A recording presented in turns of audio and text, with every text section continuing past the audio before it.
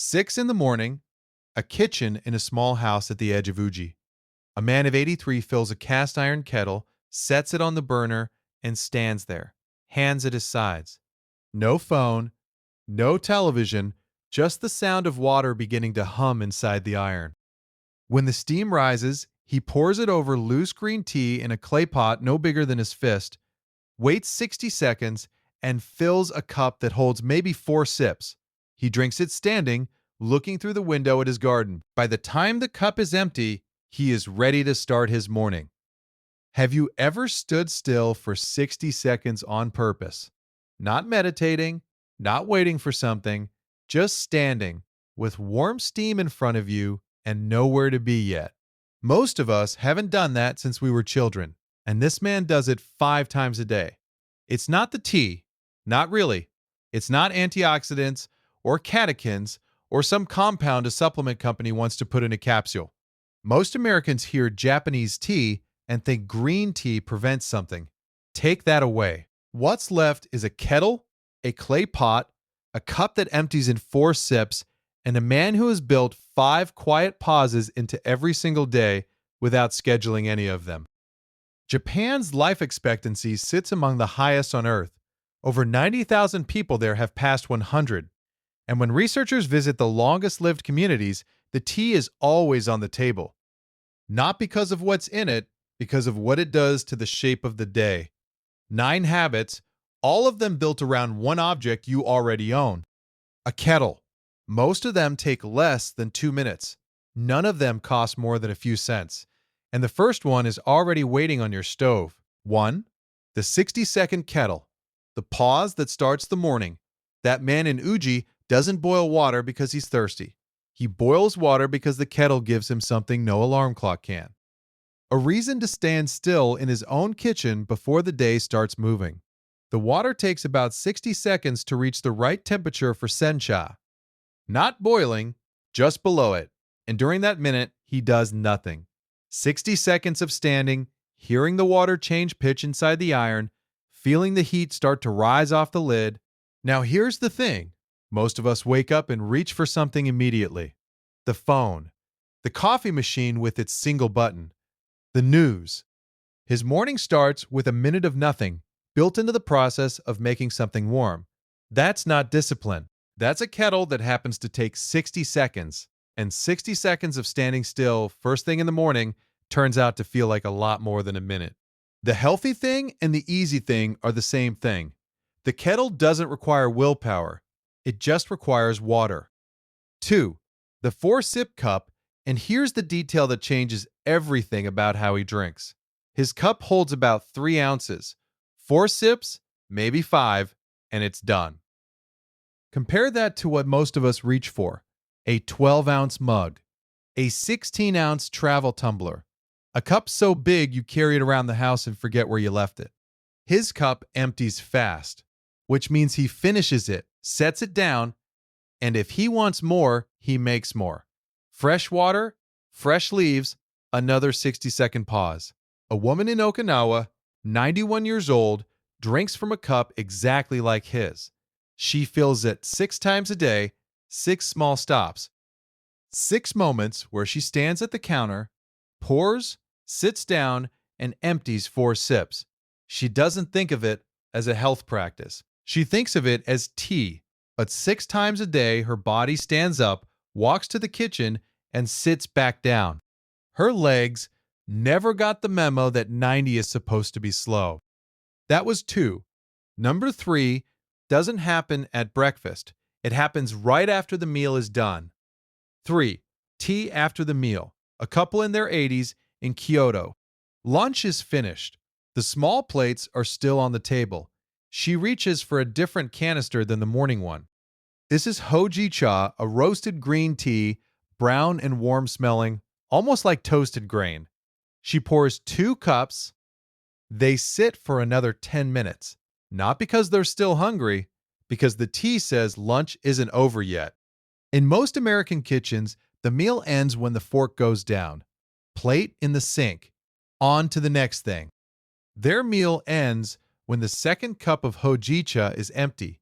That extra 10 minutes isn't about digestion or ceremony. It's a border. The tea draws a line between eating and doing, and that line turns out to be the part of lunch most of us skip. And you'll find this same pattern in kitchens all over Japan. But let's step into a different one. A farmhouse in Nagano, 3 in the afternoon. 4. The afternoon reset. Have you noticed that 3 in the afternoon is when most people hit the wall? The energy drops, the focus blurs. The couch starts calling. In a farmhouse kitchen in Nagano, a woman of 78 handles it the same way she has for 40 years. She boils water and makes genmicha, a green tea mixed with toasted rice. It smells like popcorn, it tastes like something between tea and warm cereal. And it takes her 4 minutes to make and drink it. That's her afternoon. Not a nap, not a candy bar, not a second coffee. 4 minutes with a cup that smells like toasted rice, standing at the window, looking at the mountain behind her house. Then she goes back to whatever she was doing. The cup doesn't fix the afternoon. It splits the afternoon in two, and two short halves feel completely different from one long drag. So the kettle creates the pause. The cup keeps it small. The timing spreads it across the whole day. But there's something else, something in the making itself. What does the body actually do during all these cups? 5. Making it by hand. Every cup he makes in Yuji follows the same steps. Scoop the leaves from the canister with a small wooden spoon. Set them in the clay pot. Lift the kettle. Pour. Wait. Pour again into the cup. His hands do this 5 times a day, and they have done it for 60 years. That's over 100,000 pours. Here's the kicker. A study from Tohoku University found that adults who regularly perform fine motor hand tasks into old age keep measurably stronger grip than those who don't. His hands aren't strong because he exercises them. They're strong because the tea won't make itself. The wooden spoon, the clay lid, the pour. Small, precise movements repeated across a lifetime without a single rep counted. Meanwhile, most of our drinks arrive with the push of a button or the twist of a cap. The hand does almost nothing. And over 30 years of doing almost nothing, the hand agrees. So far, everything we've talked about happens alone in a kitchen. The next few habits leave the kitchen. And the first one is cold. 6. Mugicha and the open door. Summer in Japan gets hot. Humid, heavy, the kind of heat that sits on your chest. In a village near Osaka, a retired shopkeeper keeps a glass pitcher of mugicha in the refrigerator from June through September. Barley tea, no caffeine, no sugar.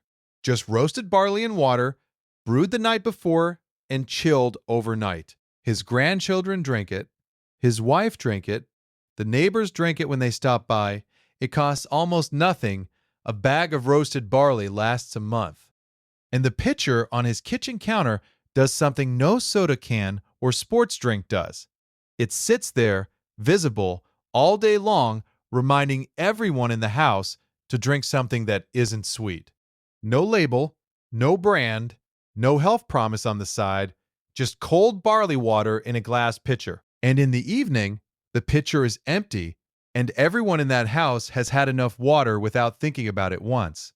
The next habit costs even less than barley. All it takes is a neighbor and 2 cups. 7. Tea with a neighbor. An evening in an Okinawan fishing village. 5 in the afternoon, the light going gold, a woman of 86 carries a small tray across the lane to her neighbor's front step. 2 cups, a pot of hojicha. No invitation was made.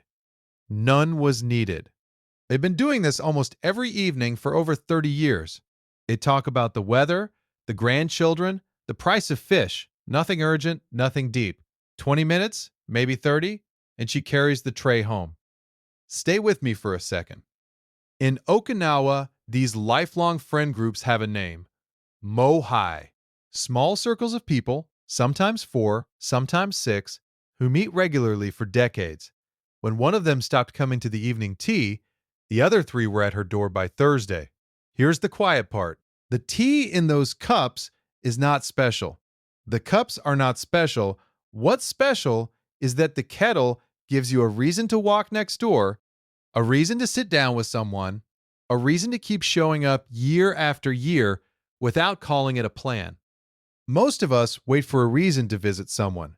They let the kettle be the reason, and the reason kept them connected long after the rest of the world moved the conversation to a screen. Nobody prescribes community, but a teapot carried across a lane every evening does the same work and asks nothing in return.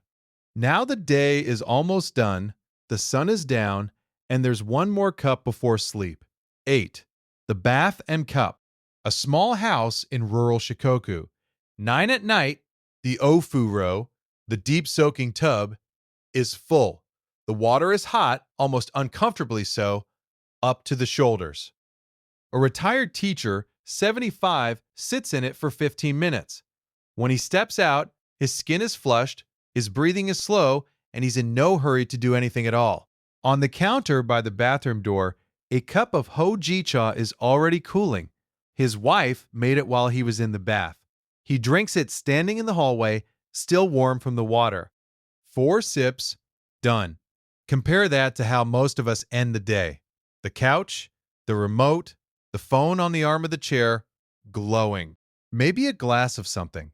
His evening has a shape. Bath, then tea, then bed. The warm water empties the tension. The warm cup empties the day. And by the time he sets the cup down, sleep isn't something he chases. It's just the next thing that happens. That was 8. The last one doesn't involve tea leaves at all. It's about the kettle itself. 9. The reason to boil water. Come back to that kitchen in Uji. Morning again. The 83-year-old man fills the kettle, sets it on the burner, stands with his hands at his sides. Here's what you couldn't see the first time. This is a man who lost his wife 4 years ago. He retired from the post office at 65. His daughter lives 2 hours away by train. Most mornings, the house is quiet before the kettle goes on, and that's exactly why it goes on. The Japanese have a word for what that kettle gives him. Ikigai, a reason to get up in the morning. Not a grand purpose, not a mission statement, just something small that asks him to stand up, walk to the kitchen, and begin. His ikigai is 4 sips of sencha in a clay pot no bigger than his fist, the same pot he's used for 20 years. And here's what stayed with me. His hands still close firmly around that pot. His grip is still strong enough to carry a full kettle from the sink to the stove. Not because he trained for it, because the tea asked his hands to keep working every morning for 60 years. And they listened. The kettle doesn't know he's 83. It doesn't know he lives alone. It only knows how to boil water. And that turns out to be enough. 9 habits, a 60-second pause, a 4-sip cup, a tea after the meal, an afternoon reset, a lifetime of small hand movements, a cold pitcher in summer, a neighbor who shows up with 2 cups, a warm drink after a warm bath, and a reason to boil water every morning. None of them require willpower. None of them cost more than a few cents. None of them came from a doctor, a book, or a diet plan. They came from a kettle that sits on the counter and asks one question every morning. Are you going to fill me? And here's the part worth holding on to. Nobody in Okinawa or Uji or Nagano does these things because they're disciplined. They do them because the day is built that way. The kettle schedules the pause. The small cup decides the pace. The neighbor provides the reason to carry the tray across the lane. You don't need all 9. You don't need to start over. You don't even need tea. You need one small object that gives you a reason to stop 5 times a day and do something warm and slow with your hands. It is not too late. A kettle doesn't check your age. Which cup would you add first? The morning pause, the afternoon reset, or the one with a neighbor? Tell me in the comments. I read every one. If this made you think of someone who could use a few more quiet minutes in their day, send it to them. And if it was worth your time, the like button tells me to keep making these. Next time, we're looking at 9 things Japanese homes are built without, and why the missing things might matter more than what's there. Subscribe so that one finds you. 6 in the morning. Uji. The kettle is on, the steam is rising, and a man of 83 stands at the window with 4 sips of sencha and no plans to hurry.